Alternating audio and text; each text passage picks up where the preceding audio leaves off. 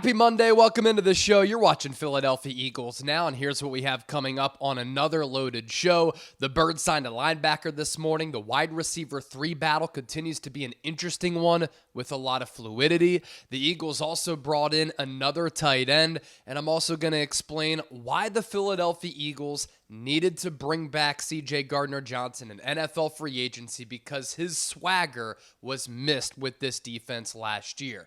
First, we've had some awesome feedback and responses in the comment section over the last couple of shows. I asked you what year you became an Eagles fan. Yesterday, who's your favorite all-time Eagle? Now, I want to further put you to the test. What is it that you love about being an Eagles fan? For me, started watching the Birds when I was growing up in Westchester, about 4 years old. Shortly thereafter, the Andy Reid era got moving.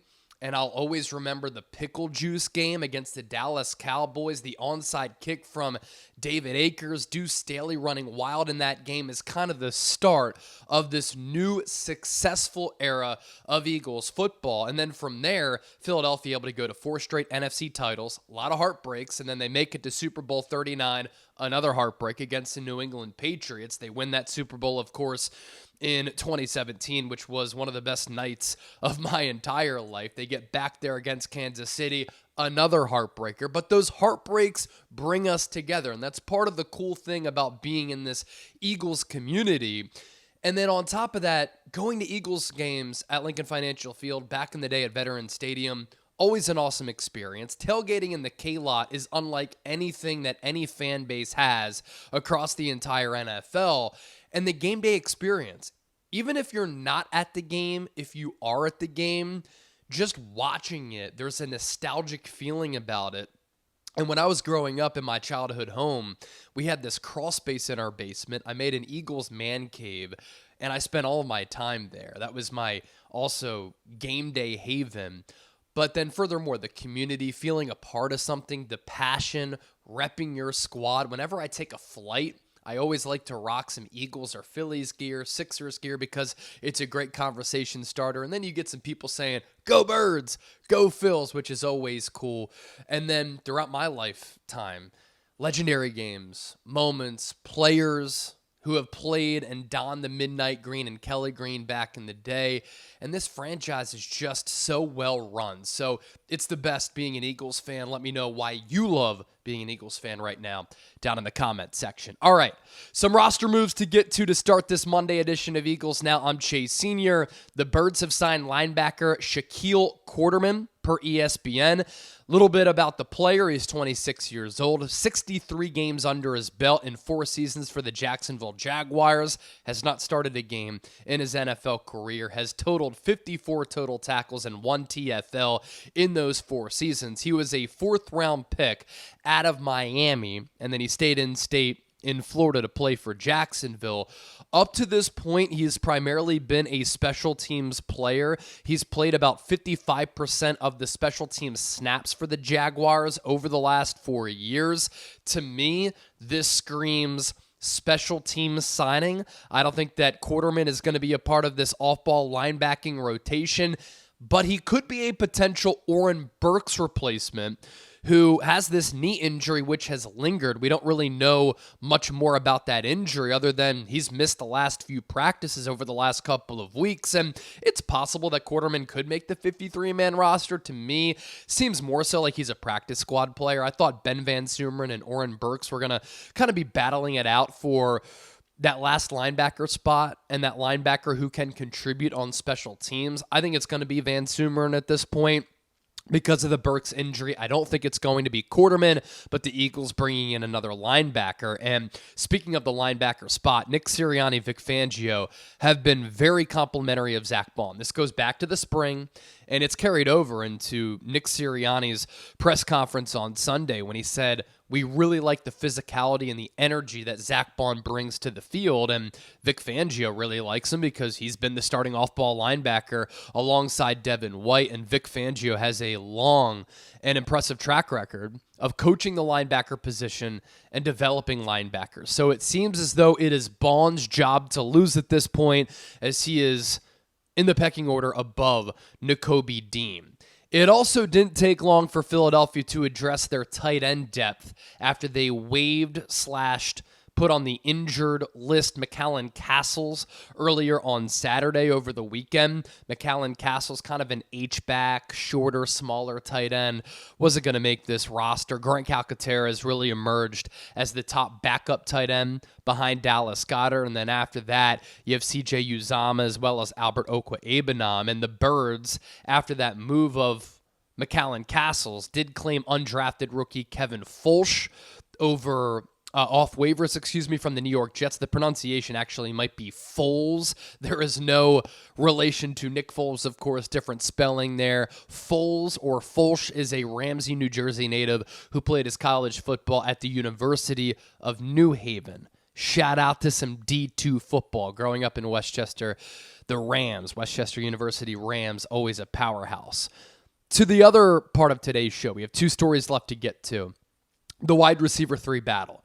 Johnny Wilson, the rookie 6th-round pick out of Florida State, I did a deep dive on the player and the prospect on yesterday's show. Be sure to check that out if you haven't already done so. Continues to get first-team reps and obviously gives Philadelphia polarizing size at the wide receiver spot, 6'6", 230.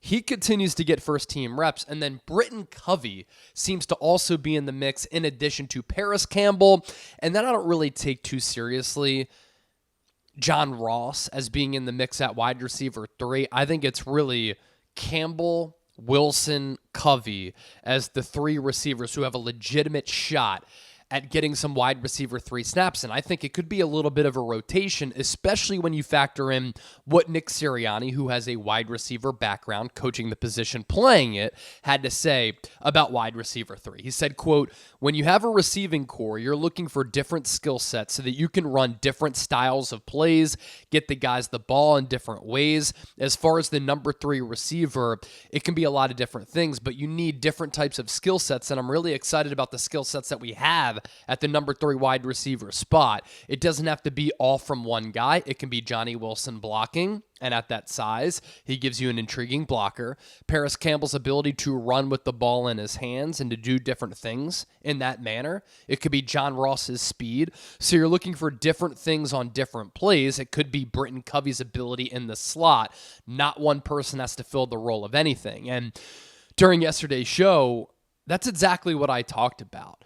While the Eagles might not have the most talented wide receiver 3, they have a lot of different diverse, versatile scheme and play calling options where if you want that jump ball 50-50 guy who can block and give you that physical presence and throw it over the top, that's Johnny Wilson who can climb the ladder, go up and get it. If you want the speedsters, you have Paris Campbell and John Ross, and Sirianni noting that you can find different ways to get Campbell the ball. You can. Jet sweeps, end arounds, bubble screens, quick hitters to allow him to utilize his speed. John Ross would take the top off of the defense, and then you have Britton Covey as that slot wide receiver who's shifty and can win in short areas, but is not going to be that explosive vertical threat. So I like what the Eagles have as far as their depth and the different options because Johnny Wilson has emerged. Lastly, CJ Gardner-Johnson. Let's talk about him. Back during my perfect Eagles free agency plan, I had said at the time the Eagles should bring back CJ Gardner-Johnson. Forget about how it ended with him calling out the team and the fan base, saying that the fan base is annoying. Look, I can get past that. And clearly the Eagles did, and CJ Gardner-Johnson did. And I'll pat myself on the back for being right on this one.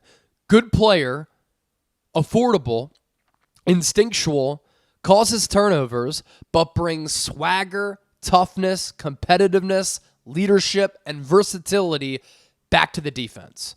When you watch this Eagles defense last year, it was historically bad. It was terrible. The scheme sucked. There was no organization. They were awful at tackling. They had no real leadership and no swagger. But the year before, they were one of the top defenses in the NFL. 70 sacks, forcing giveaways, playing with the pep in their step, playing with swagger, playing with confidence, and CJ Gardner-Johnson was a huge part of that. And now that he's back, That's what the coaching staff is talking about. That's what fellow players are talking about. And that is what was really needed for Philadelphia, is to bring a player of this caliber and makeup back. And I love what CJ Gardner-Johnson had to say about his personality and who he is the other day. Quote, "I don't care how y'all feel," while calling out the media pretty much. "I don't care how you feel." He said it 2 or 3 times. "I don't care how you feel." He said it again. "I'm here to win. I'm here to hold my teammates accountable, hold myself accountable. I get dogged on for saying little things. If y'all wasn't hating on me, I wasn't doing my job. So I'm glad that I got a lot of haters, a lot of critics, if that makes sense." He says, "I'm here to get better every single day and to make my teammates better every single day." Last year, this Eagles defense did not play in that manner. They did not have somebody on the defense who would hold others accountable. That is all really important, especially when you have this old school Northeastern Pennsylvania Scranton Dunmore defensive coordinator in Vic Fangio, who's not a new school guy. He met up with Nick Sirianni prior to training camp and said, "We need longer practices and more physical practices." And he's exactly right, because this Eagles defense was soft last year, and this year they're not going to be as soft with CJ Gardner-Johnson on that back end, who, by the way, when he was with Philadelphia back in 2022, tied with Justin Simmons for the league high in interceptions. What did the Eagles do last year? They did not force turnovers. They were -10 in turnover differential, and you are not going to win a lot of games in that manner.